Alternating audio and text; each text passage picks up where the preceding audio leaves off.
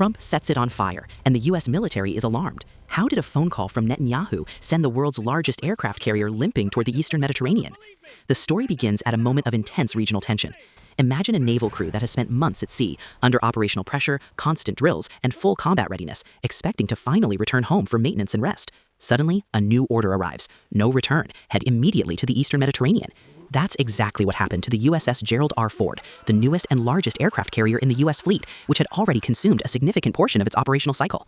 The decision came at a highly sensitive time, amid rising tensions between Washington and Tehran and clear pressure from Israel.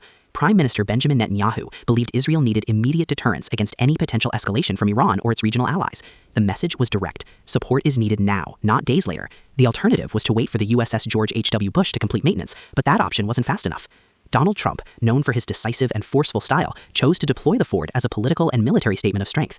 Yet inside the military establishment, the decision was not universally welcomed. Extending an aircraft carrier's deployment affects maintenance schedules, technical readiness, and the psychological state of the crew.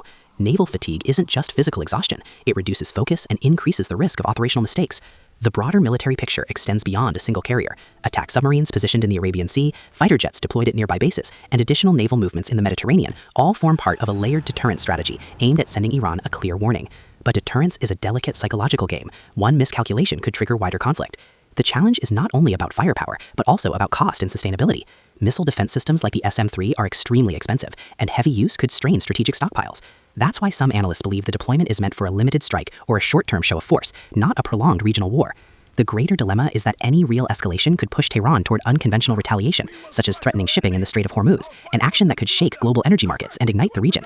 At that point, the move shifts from naval positioning to high-stakes strategic gambling. In the end, sending the Ford near the end of its operational cycle suggests urgency. Is this a calculated show of strength or political pressure driving military timing? The real question remains, will this crisis pass quickly, or is it the beginning of an escalation that no one can fully control? The region is watching, and the sea may hold the answer.